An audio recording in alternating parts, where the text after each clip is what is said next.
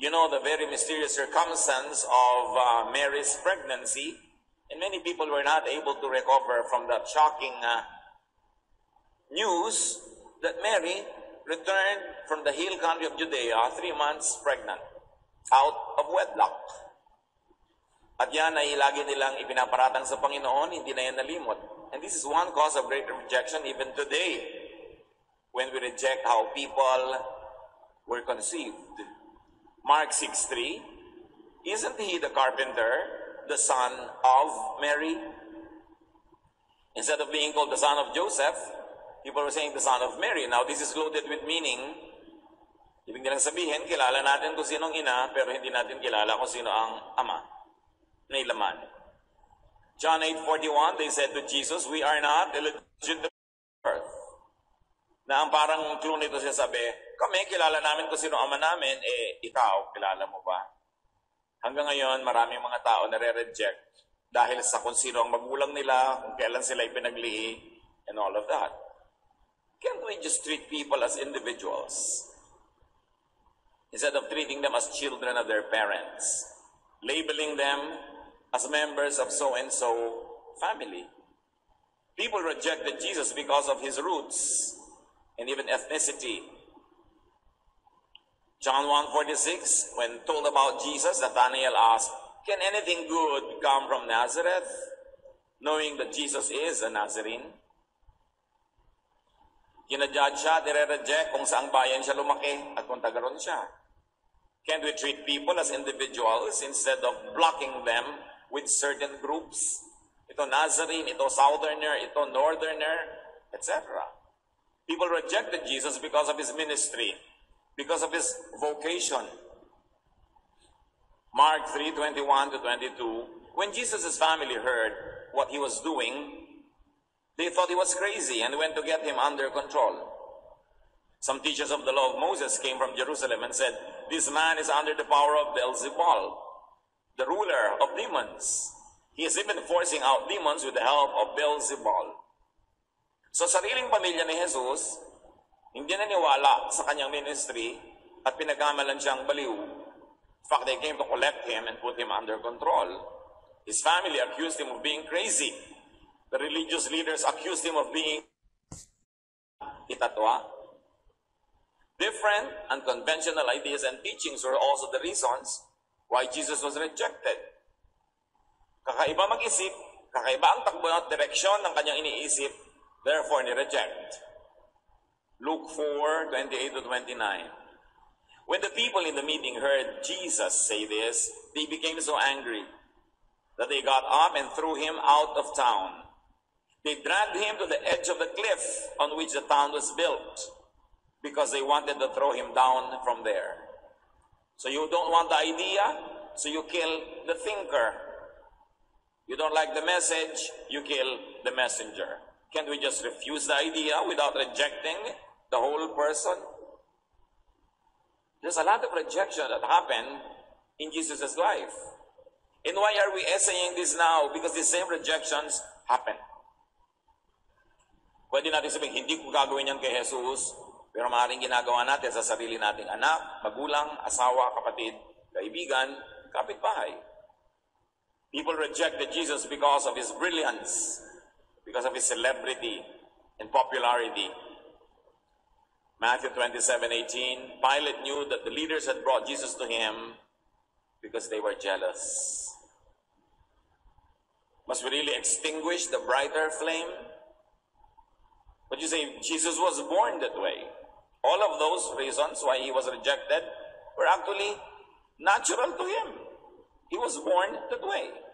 And we reject people based on the same reasons. Therefore, many of us are unhappy. When we reject people, especially people who are close to us, there's a part of us that dies, that also gets rejected. Pag ang sariling anak ay tinatatwa ang magulang, pag ang magulang, nire-reject ang anak. Pag ang asawa, nire-reject yung kapartner niya, may bahagi ng puso mo na hindi lang nasusugatan, kundi namamatay. At hindi lang yon, sa kanilang puso rin, may nasusugatan, may namamatay. Kaya maraming kalungkutan ang tao. Maraming mga pamilya hindi masaya kasi hindi nila tinatanggap ang isa't isa. Nagagalit sila, tinatatwa, itinatapon. Or, if we don't reject people, we force them to change to suit our fantasies, making life miserable for them and also frustrating us because we can never change people. People change when they let God change their minds. And as soon as they change their minds, they change their thoughts, their actions change, their words change, their habits change, they change. But it must be the person herself, with God's help, if the person is convinced in her or in his mind that change is indeed in order. It is so much easier to accept others than to make them change to suit your needs and wants. Because you're not the only one who wants them to change. Everybody else wants this same person to change the way they want. How can we be happier? Paano masasaya ang mga pamilya, mga magkakaibigan? Several solutions. The solutions are to stop attempts at wholesale changing of people. Nabibigo lang naman tayo yung pinipilit nating baguhin ang tao. Mapapagod ka kasasabi, magagalit ka, magagalit din siya, magkakalayo lang kayo. It's a solution that doesn't really work. Or to start accepting people's nature, which is what Jesus modeled. Jesus accepted people. How soon before people like us will understand that Jesus began by accepting people? He began his ministrations to people by accepting them as they were, where they were. Hindi niya require ang mga tao na magbago bago niya tanggapin. Tinatanggap niya muna, tapos dahil sa kanyang pag-ibig, dahil naliliwanagan, nagbabago. Kusang nagbabago sa tulong ng Diyos. The Lord wants us to understand that people are people and they are that way because they were created that way.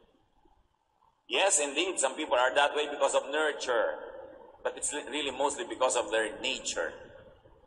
Nurture, you probably can change up to a point by counter-nurture, but nature, how can you change that? Jesus says in Matthew 19:12, "For some are eunuchs because they were born that way. Others were made that way by men. And others have renounced marriage because of the kingdom of heaven. The one who can accept this should accept this." Sino ba yung mga eunuch? These were men who did not marry because sabi nga ni Jesus, because some of them were born that way. They cannot and they are not designed to get married. Some were made that way. Some young boys are castrated so that they don't develop their masculine qualities, so that they could serve female members of royal families without the men in the royal families feeling insecure about these men in their house or in the palace. So some men are castrated to become eunuchs. Pero sabi ni Lord, there are who are born eunuchs. There are those who are made eunuchs. And there are those who choose not to marry because of their vocation, because of their service to God. Kasi sabi niya, those who can accept, they should accept it. So Jesus teaches that people are who and what they are because of their conviction. Yun to yung choice. Because of their calling. Because of their roles in life. Therefore, it is a personal choice. Ito yung pwedeng palitan kung yung tao magpapalit ng isip. Magpapalit siya ng iniisip. Ito yung pwedeng ibahin kung mag-iiba ng conviction ang may katawan. But Jesus says also that people are who and what they are because of nurture or because of other people's doing, because of the environment. So it is an imposition on the person, a conditioning, na pwede rin ma-adjust with counter-nurture. So kaya naman kasi naging kuripot yan kasi lumaki sa hirap, kasi lumaki sa deprivation, lumaki na ganun yung tiya niya, tinrain siya na maging matiwid. Ngayon, pwede mong palitan yun kung bibigyan mo siya ng panahon at oras na magkaroon ng itatwa. different, unconventional ideas and teachings were also the reasons why Jesus was rejected. Kakaiba mag-isip, kakaiba ang takbo at direksyon ng kanyang iniisip, therefore ni-reject. Luke 4:28-29. When the people in the meeting heard Jesus say this, they became so angry that they got up and threw him out of town. They dragged him to the edge of the cliff on which the town was built, because they wanted to throw him down from there. So you don't want the idea, so you kill the thinker. You don't like the message, you kill the messenger. Can't we just refuse the idea without rejecting the whole person? There's a lot of rejection that happened in Jesus' life. And why are we essaying this now? Because the same rejections happen. Pwede natin sabihin, hindi ko gagawin yan kay Jesus, pero maaaring ginagawa natin sa sarili nating anak, magulang, asawa, kapatid, kaibigan, kapitbahay. People rejected Jesus because of his brilliance, because of his celebrity and popularity. Matthew 27:18, Pilate knew that the leaders had brought Jesus to him because they were jealous. Must we really extinguish the brighter flame? But you say, Jesus was born that way. All of those reasons why he was rejected were actually natural to him. He was born that way. And we reject people based on the same reasons. Therefore, many of us are unhappy. When we reject people, especially people who are close to us, there's a part of us that dies, that also gets rejected. Pag ang sariling anak ay tinatatawa ang magulang, pag ang magulang, nire-reject ang anak. Pag ang asawa, nire-reject yung kapartner niya, may bahagi ng puso mo na hindi lang nasusugatan, kundi namamatay. At hindi lang yon, sa kanilang puso rin, may nasusugatan, may namamatay. Kaya maraming kalungkutan ang tao. Maraming mga pamilya hindi masaya kasi hindi nila tinatanggap ang isa't isa. Nagagalit sila, tinatatwa, itinatapon. Or, if we don't reject people, we force them to change to suit our fantasies, making life miserable for them and also frustrating us because we can never change people. People change when they let God change their minds. And as soon as they change their minds, they change their thoughts, their actions change, their words change, their habits change, they change. But it must be the person herself, with God's help. If the person is convinced in her or in his mind that change is indeed in order. It is so much easier to accept others than to make them change to suit your needs and wants. Because you're not the only one who wants them to change. Everybody else wants this same person to change the way they want. How can we be happier? Paano masasaya ang mga pamilya, mga magkakaibigan? Several solutions. The solutions are to stop attempts at wholesale changing of people. Nabibigo lang naman tayo yung pinipilit nating baguhin ang tao. Mapapagod ka kasasabi, magagalit ka, magagalit din siya, magkakalayo lang kayo. It's a solution that doesn't really work. Or to start accepting people's nature, which is what Jesus modeled. Jesus accepted people. How soon before people like us will understand that Jesus began by accepting people? He began his ministrations to people by accepting them as they were, where they were. Hindi niya require ang mga tao na magbago bago niya tanggapin. Tinatanggap niya muna, tapos dahil sa kanyang pag-ibig, dahil naliliwanagan, nagbabago. Kusang nagbabago sa tulong ng Diyos. The Lord wants us to understand that people are people and they are that way because they were created that way. Yes, indeed, some people are that way because of nurture, but it's really mostly because of their nature. Nurture, you probably can change up to a point by counter nurture, But nature, how can you change that? Jesus says in Matthew 19:12, "For some are eunuchs because they were born that way. Others were made that way by men. And others have renounced marriage because of the kingdom of heaven. The one who can accept this should accept this." Sino ba yung mga eunuch? These were men who did not marry because some nga, sabi nga ni Jesus, because some of them were born that way. They cannot and they are not designed to get married. Some were made that way. Some young boys are castrated so that they don't develop their masculine qualities, so that they could serve female members of royal families without the men in the royal families feeling insecure about these men in their house or in the palace. So some men are castrated to become eunuchs. Pero sabi ni Lord, there are who are born eunuchs. There are those who are made eunuchs.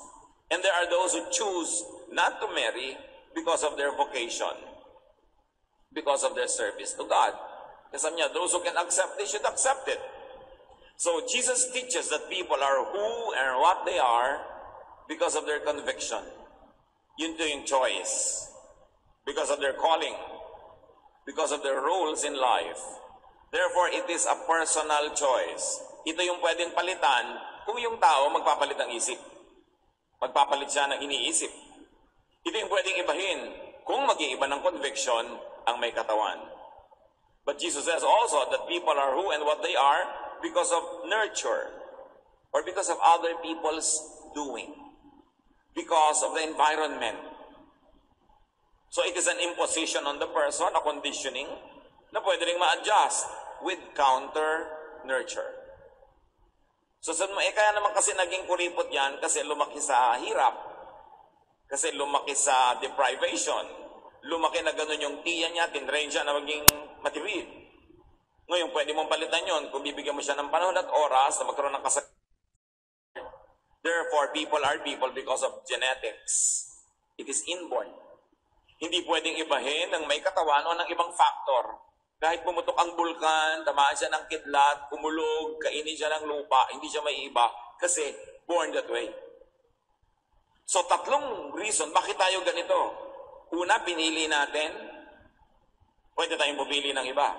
Second, napuwersa tayo dahil gano'n ang ating kapaligiran. Pwedeng palitan ang kapaligiran, therefore mapapalitan din yung kung ano man tayo at merong isinilang ka na talaga na ganon. Kahit ano pa mangyari, hindi na yun may iba. Those people were formed and born that way.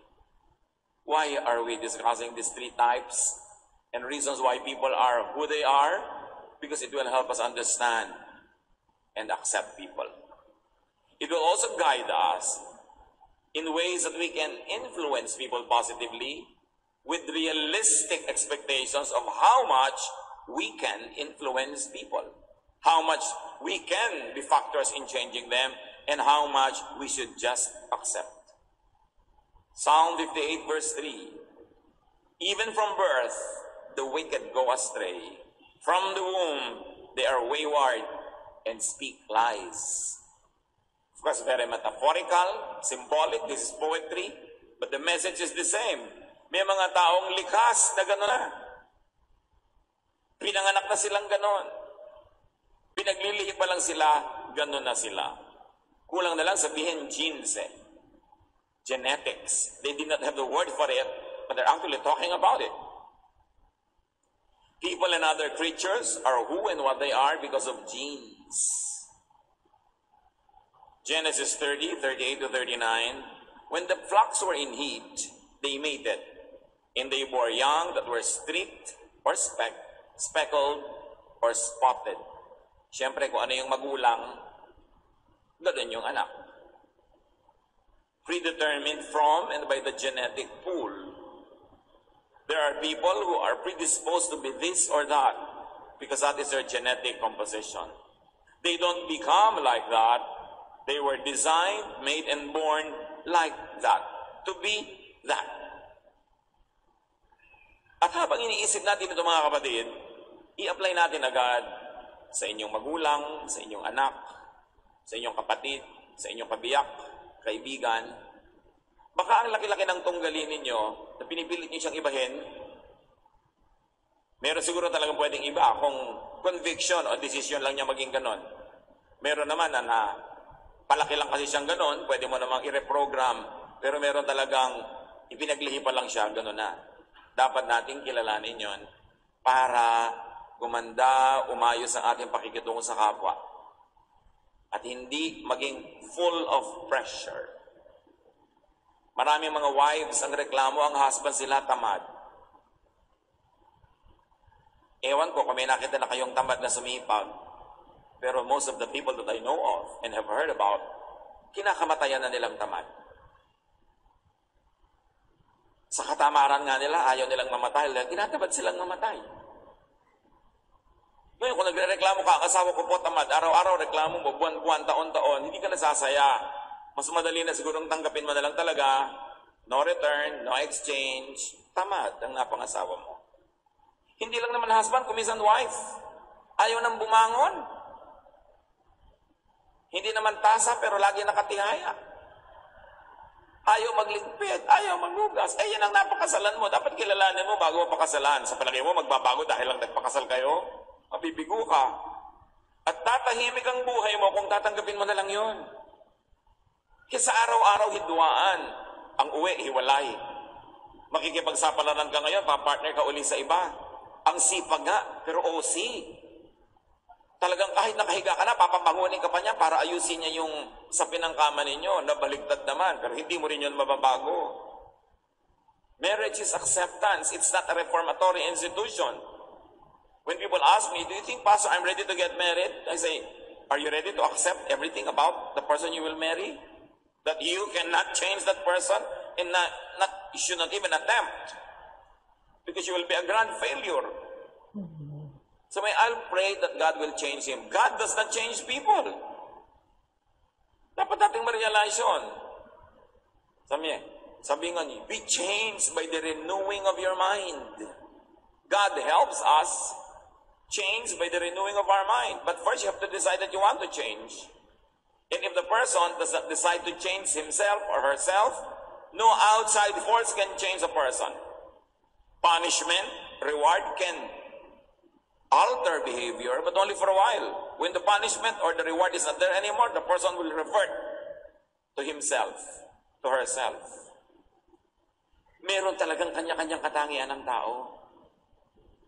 At ang maraming gulo ng buhay, hindi natin ina-appreciate yung katangian niya at ang pinipilit natin, baguhin siya. Genesis 1:11 to 25. I shall read only parts of it. Then God said, let the land produce vegetation according to their various kinds. And it was so. God created the great creatures of the sea according to their kinds. And every winged bird according to its kind. God made the wild animals according to their kinds. The livestock according to their kinds. And all the creatures that move along the ground according to their kinds. Paulit-ulit, isa lang ibig sabihin, genes. Meron talaga sa kahimay-mayan, kaloob-looban ng ating dugo, buto, laman, nakadikta kung magiging ano tayo. Kaya kahit kailan yung tao, magiging tao. Pag dalawang tao ay nagkaroon na tao sila. Kasi sinasabi ng matatanda, ang santol ay di namumunga ng mangga.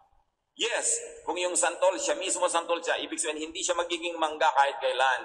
Pwede nang magkaroon ng crossbreeding kung yung chromosome sila magtutugma, pero hindi siya mismo mababago, yung magiging anak lang pag may crossbreeding. This is not about generations, it's about the individual.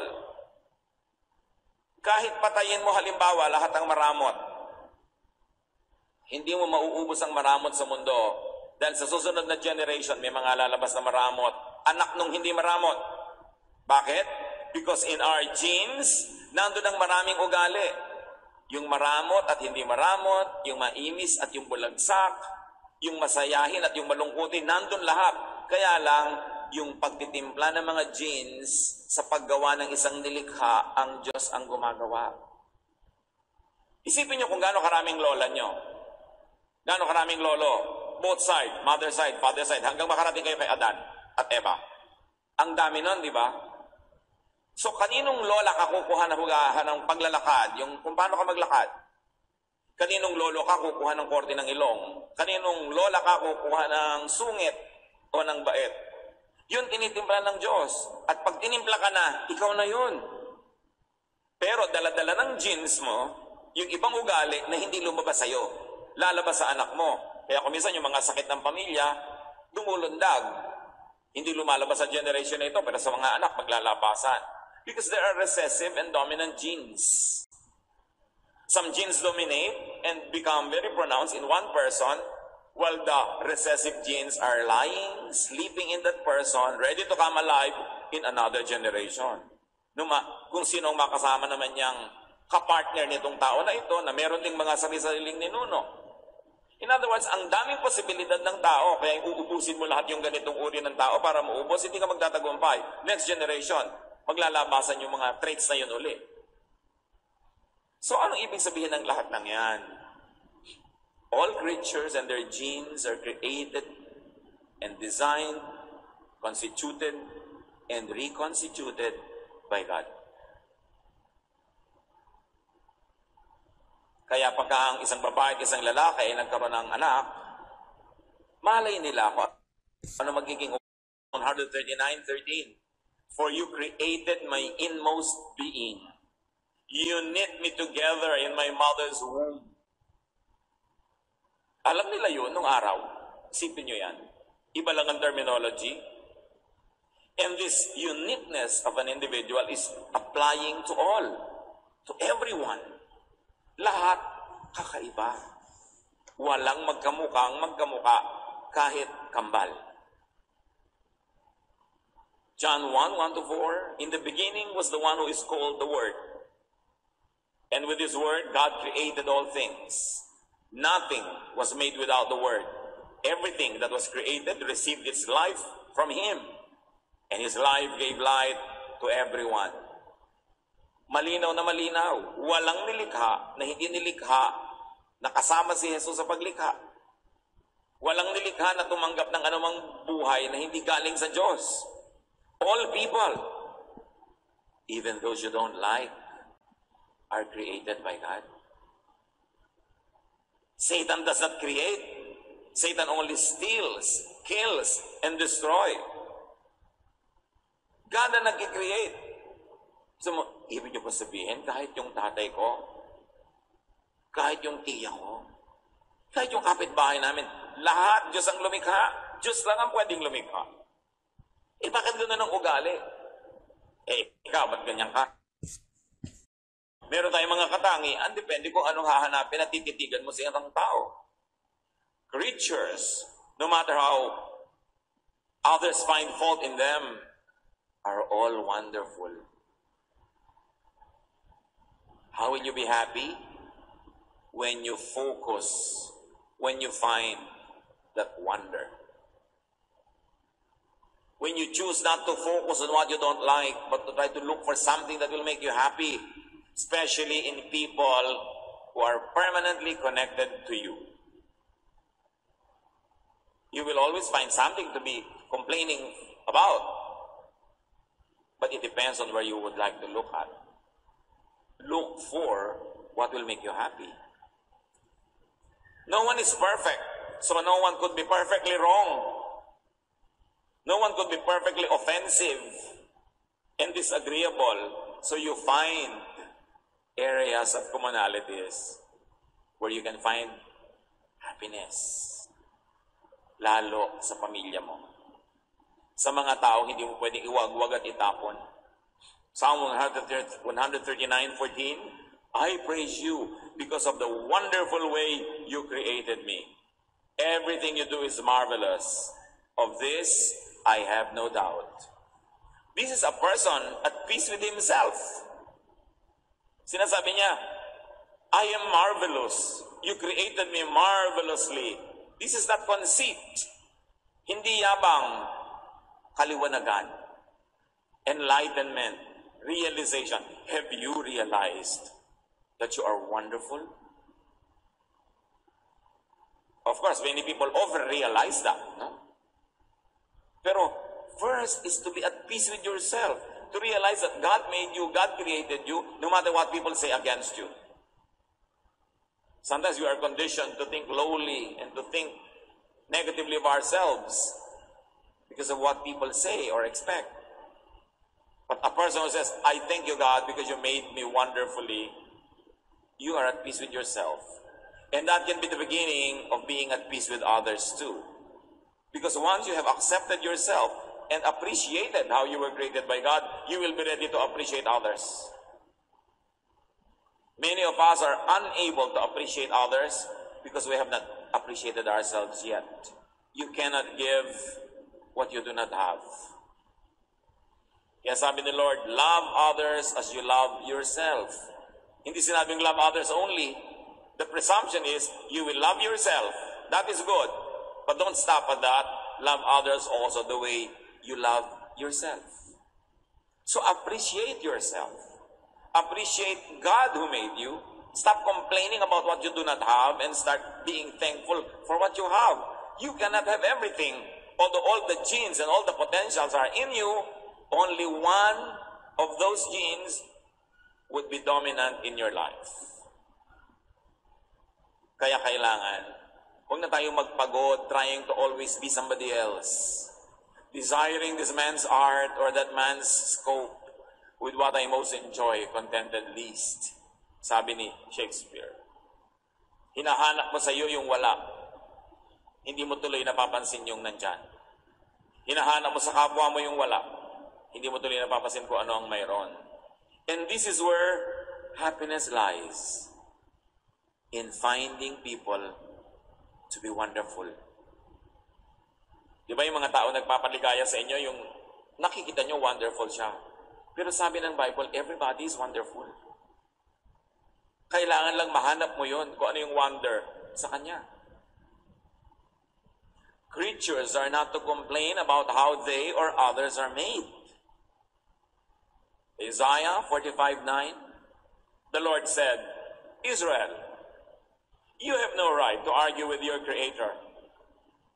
You are merely a clay pot shaped by a potter. The clay doesn't ask, why did you make me this way? Where are the handles? Sabi niya, mga palayok lang kayo na nilikha ng Diyos. Huwag kayong magreklamo. Sabi niya, bakit ako walang tangkay? Bakit ako walang tangkay? Bakit ganitong korte ko? Kung anong ginawa sa'yo, yun ang appreciatein mo. Huwag kang makipagtunggali sa gumawa sa'yo. Dahil buo ka na, at pag pinilit mo ibahin ang korte mo, ano mangyayari? Mababasag ka. Kasi palayok ka eh. Tanggapin mo kung ano ka, tanggapin mo kung ano yung iba. Personal differences are designed and ordained by God. May magre-reklamo pa, Pastor, ibang-iba po yung ugali ng asawa ko sa akin. Abi, kung gusto mo pala kamukhang-kamukha, sana nanalamin ka na lang at pinakasalan mo ang sarili mo.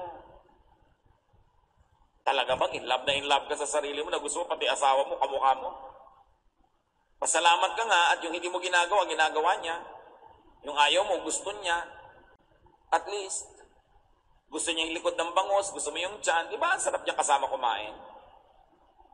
Eh kung pareho kayo ng gusto ng lagi, di magko-compete lang kayo. Appreciate the difference. Ephesians 4:11-12, the gifts He gave were that some would be apostles, some prophets, some evangelists, some pastors and teachers, to equip the saints for the work of ministry, for building up the body of Christ. You see, even spiritual gifts were designated by God, different, one from another, so that when people are together, they become complete. Kaya hindi ibinigay sa lahat ng katangian para yung katangian ng iba ang pakinabangan mo, yung katangian mo, pakinabangan niya, para magsama-sama tayo. Kasi sa pagsasama-sama, masaya. Eh kung kaya mo mga anak mag-isa para kang gabi, sasaya ka ba? Siyempre gusto mo namang may anak sa'yo bago ka manganak naman lamang, no? So kailangan mo ang tao. At dahil kailangan natin ang isa't isa, at dahil tayo magkakaiba, anong kailangan mangyari para tayo manatili magkakasama? Hindi ba to accept the differences? So that there would be unity and harmony. But it doesn't mean uniformity. Hindi ko may unity, may harmony, ibig sabihin uniform. Oppressive ang uniform. Very. Nakita niyo yung choir natin, basta naka-green. Kahit light green, dark green, yung iba nga yellow pa eh. No? Pero sige na, para maluwag. But if you have a certain shade of green only, paano kung nabasa yung damit mo, hindi natuyo? Kahit 3 electric fan ang pinabuga mo sa kanya magdamag, hindi ka na makakakanta. Napaka-oppressive naman ng uniform. Mabuti na lang merong harmony, pero hindi kailangan lagi magkakamuka kasi nakaka-oppression.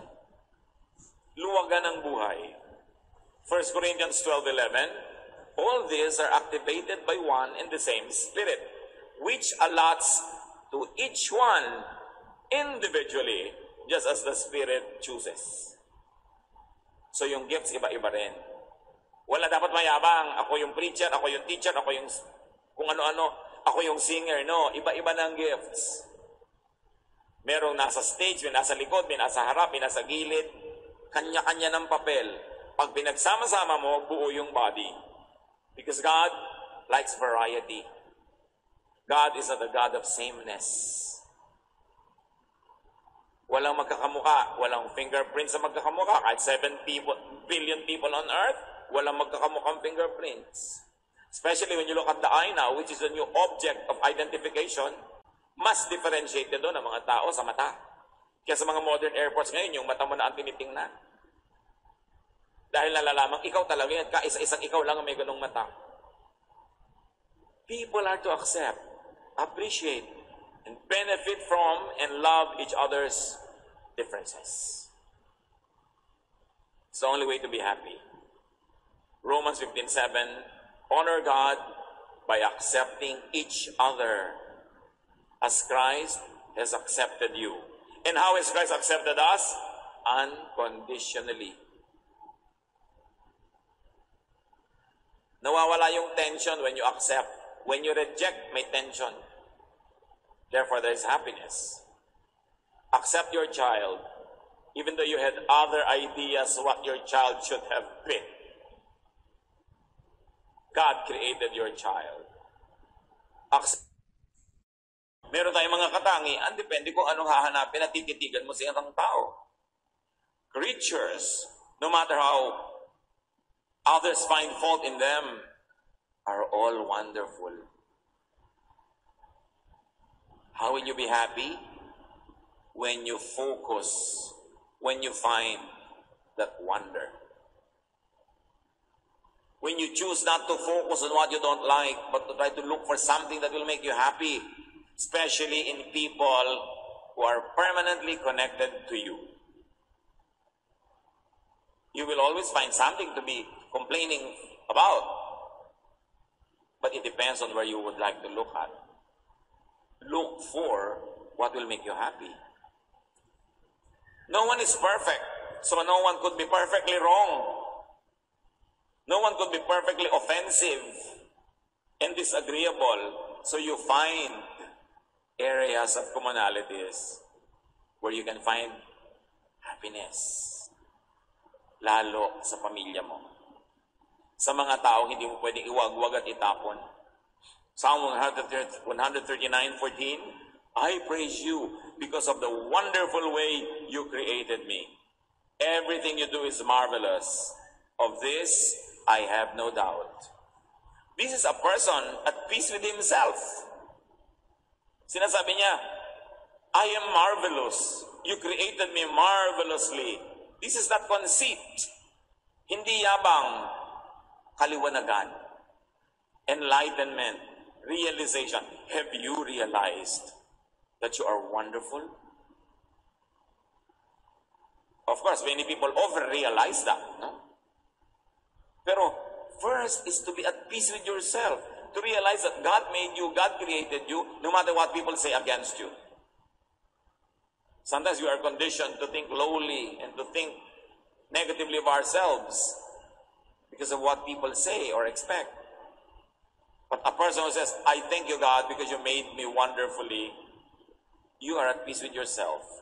And that can be the beginning of being at peace with others too.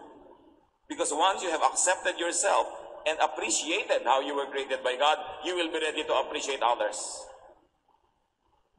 Many of us are unable to appreciate others because we have not appreciated ourselves yet. You cannot give what you do not have. Kaya sabi ni Lord, love others as you love yourself. Hindi sinabing love others only. The presumption is you will love yourself. That is good. But don't stop at that. Love others also the way you love yourself. So appreciate yourself. Appreciate God who made you. Stop complaining about what you do not have and start being thankful for what you have. You cannot have everything. Although all the genes and all the potentials are in you, only one of those genes would be dominant in your life. Kaya kailangan, huwag na tayong magpagod trying to always be somebody else. Desiring this man's art or that man's scope with what I most enjoy, contented least. Sabi ni Shakespeare. Hinahanap mo sa iyo yung wala. Hindi mo tuloy napapansin yung nandyan. Hinahanap mo sa kapwa mo yung wala. Hindi mo tuloy napapansin kung ano ang mayroon. And this is where happiness lies.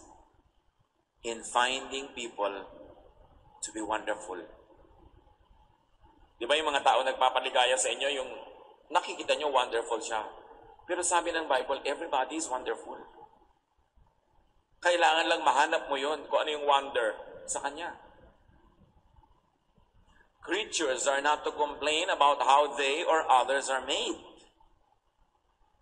Isaiah 45:9, the Lord said, Israel, you have no right to argue with your Creator.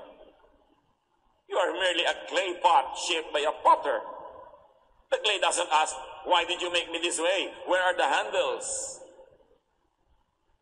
Sabi niya, mga palayok lang kayo na nilikha ng Diyos. Huwag kayong magreklamo. Sabi niya, bakit ako walang takip? Bakit ako walang tangkay? Bakit ganitong korte ko? Kung anong ginawa sa'yo, yun ang appreciatein mo. Huwag kang makipagtunggali sa gumawa sa'yo. Dahil buo ka na, at pag pinilit mo ibahin ang korte mo, ano mangyayari? Mababasag ka. Kasi palayok ka eh. Tanggapin mo kung ano ka, tanggapin mo kung ano yung iba.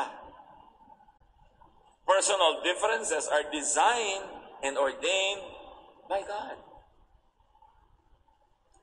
May magre-reklamo pa, Pastor, ibang-iba po yung ugali ng asawa ko sa akin.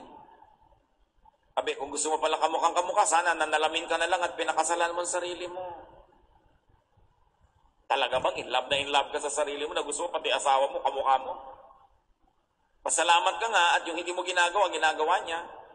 Yung ayaw mo, gusto niya.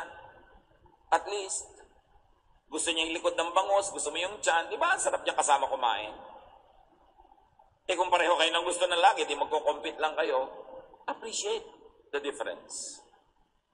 Ephesians 4:11-12, the gifts He gave were that some would be apostles, some prophets, some evangelists, some pastors and teachers, to equip the saints for the work of ministry, for building up the body of Christ. You see, even spiritual gifts were designated by God, different, one from another, so that when people are together, they become complete. Kaya hindi ibinigay sa lahat ng katangian para yung katangian ng iba ang pakinabangan mo, yung katangian mo, pakinabangan niya, para magsama-sama tayo. Kasi sa pagsasama-sama, masaya. Eh kung kaya mo mga anak mag-isa para kang gabi, sasaya ka ba? Siyempre gusto mo namang may anak sa'yo bago ka manganak naman lamang, no? So kailangan mo ang tao. At dahil kailangan natin ang isa't isa, at dahil tayo magkakaiba, anong kailangan mangyari para tayo manatili magkakasama? Hindi ba to accept the differences? So that there would be unity and harmony. But it doesn't mean uniformity. Hindi ko mo may unity, may harmony, ibig sabihin uniform. Oppressive ang uniform. Very. Nakita niyo yung choir natin, basta naka-green. Kahit light green, dark green, yung iba nga yellow pa eh. No? Pero sige na, para maluwag.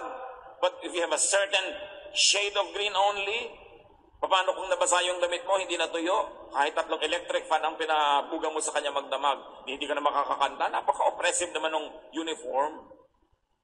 Mabuti na lang merong harmony, pero hindi kailangan lagi magkakamuka kasi nakaka-oppress yun. Luwagan ng buhay. 1 Corinthians 12:11, all these are activated by one and the same Spirit, which allots to each one individually, just as the Spirit chooses. So yung gifts, iba-iba rin. Wala dapat mayabang. Ako yung preacher, ako yung teacher, ako yung kung ano-ano, ako yung singer. No, iba-iba ng gifts.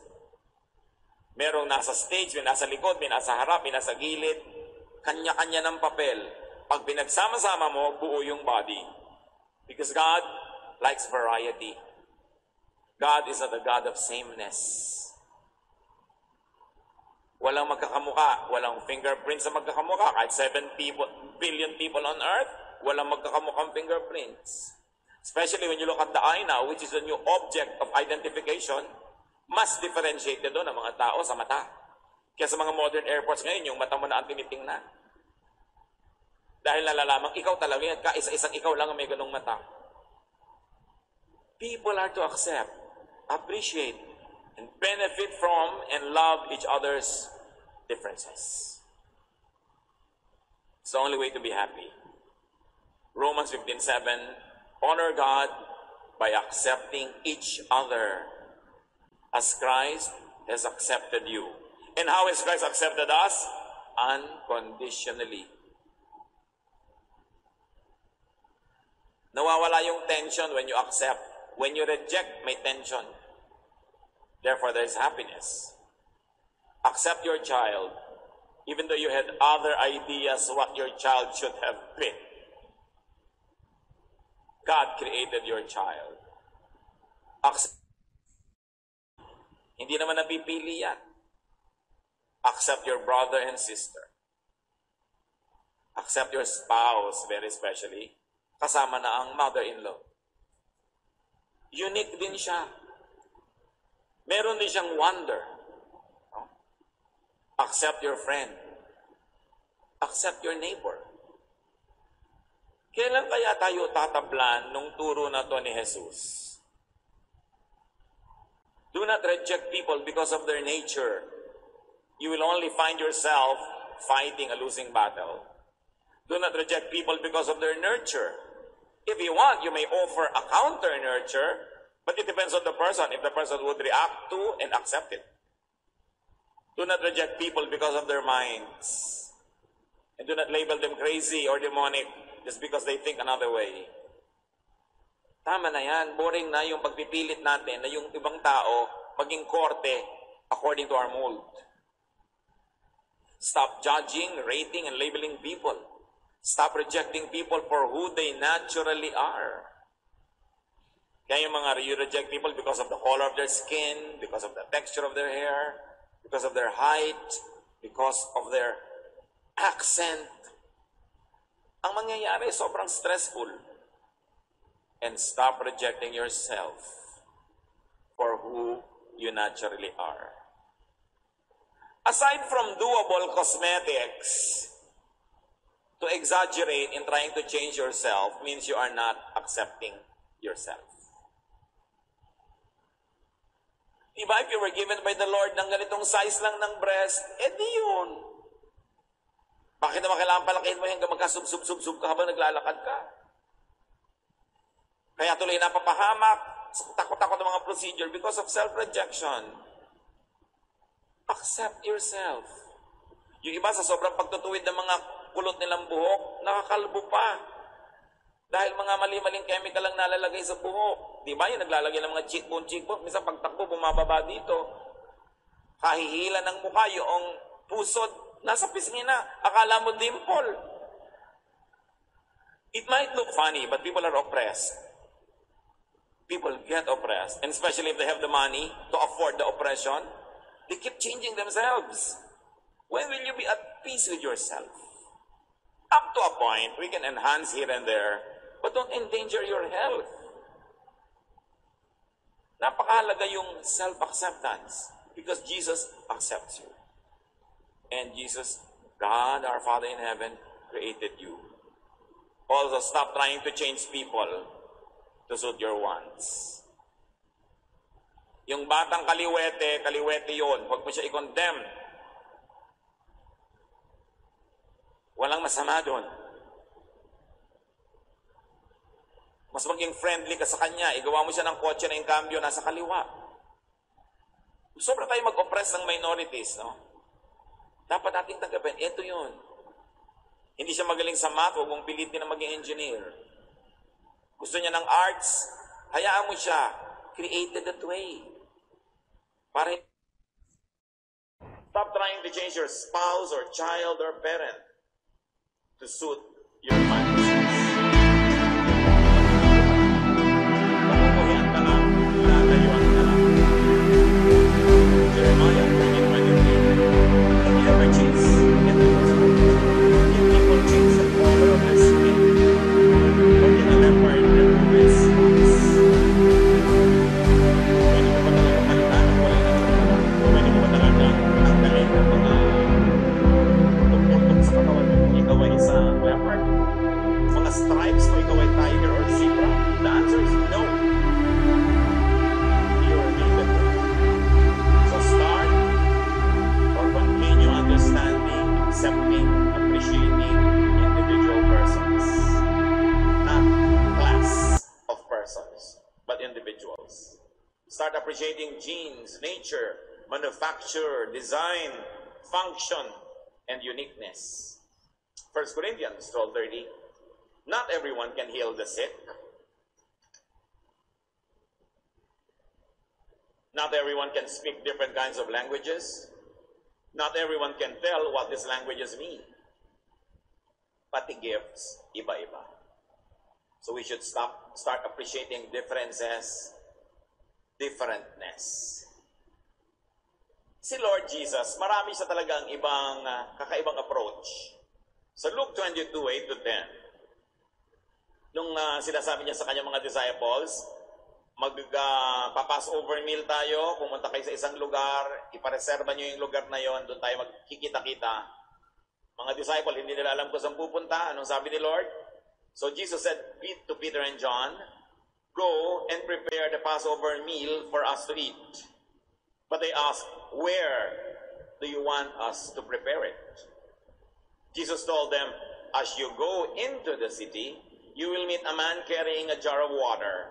Follow him into the house." Superficially, it looks very innocent. It doesn't mean anything, especially if you don't understand the sentence culturally. But the message is in the details. So who would lead them to where they would do the Passover meal? A man carrying a water jar.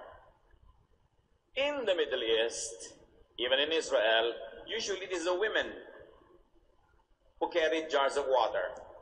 Kaya mga babae ang may buhat na mga palayok na may tubig.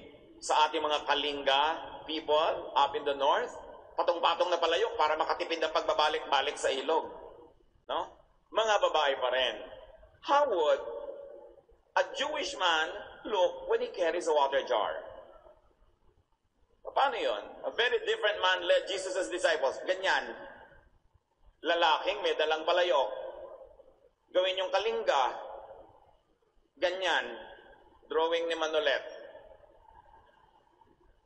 Di ba kakaiba? Lalaking may buhat na palayok. Kahit sa mga kanta natin, ang babae ang pumupunta sa balon, ano ang nangyari? Nabasag ang banga. Pati nga yung nakakatawang legend ng kalamba, babaeng may dalang kalanbanga. Which of course is outrageously crazy to believe. Pero babae ang nagdadala ng palayok. This time, Jesus in His infinite wisdom and humorous style, Jesus makes a statement. Some people are simply different. Some men carry jars. Some men do what women do. They too could lead and they can be used by God. Yung meaning ng mga ginagawa ng Panginoon for people to be sensitive to others and to let others be themselves. And when Jesus chooses and uses an unconventional, a different man, don't say that that man isn't fit to serve. Sabi mo, ay, kalalaki mong tao, may dala kang palayok, hindi pwede. But that is the guy that Jesus chose. God uses donkeys, ravens, and even Rahab's to do his will. Rahab at least operated a brothel or was a prostitute herself. But she was chosen by God to be an instrument in the salvation of the spies. And she even joined the family tree of Jesus. Kalolalahan ni Jesus, si Rahab. God chooses whom God chooses. Kumisa nga, mas mahigpit pa tayo kaysa sa Diyos.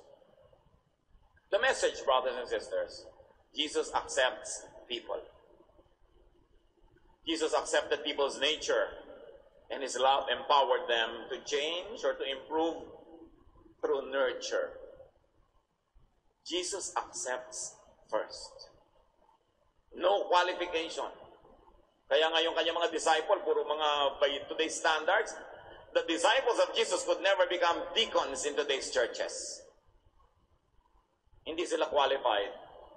Kasi mas mahigpit pa tayo Mas humigpit pa tayo kaysa kay Jesus.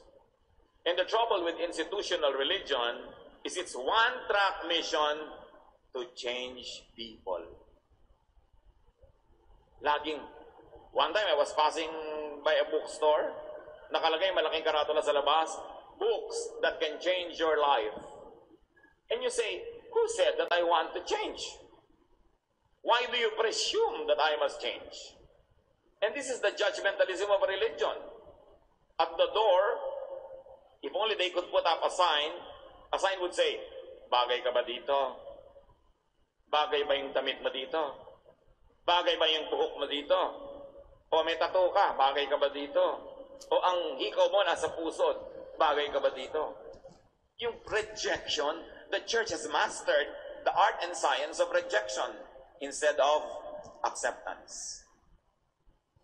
That's why even in the church, there's a lot of misery and tension and stress and pretense. But if we would just go back to the style of Jesus, to accept first, then love and nurture, and let the person react to that nurture, and be empowered by God to change for the better, to change from glory to glory, then there will be more love, and there will be more happiness.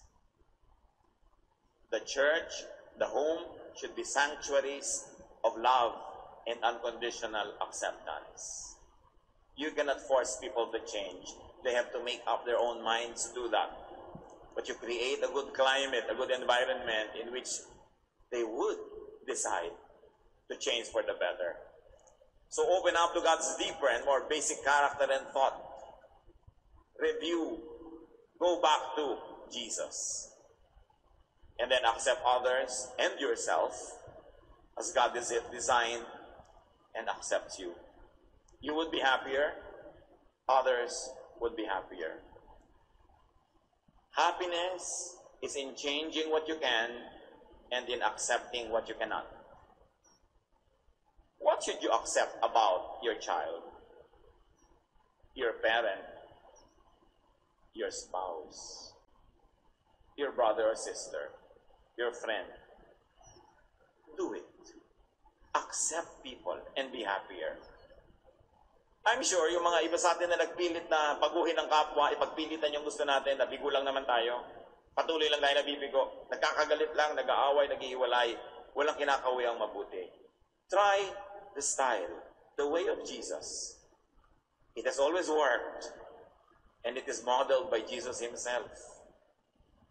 Buksan natin ang puso natin para tumanggap sa ating kapwa. Huwag nating sikipan, harangan ang daan para natin sila mahalin. After all, love is the most powerful force. And when people are loved, when people are accepted, they get inspired to become better. When you reject them, they become defensive. They only fight back, and their hearts get hardened. Dear God, continue to guide us. Teach us this virtue of tolerance, of accepting people that Jesus modeled. Teach us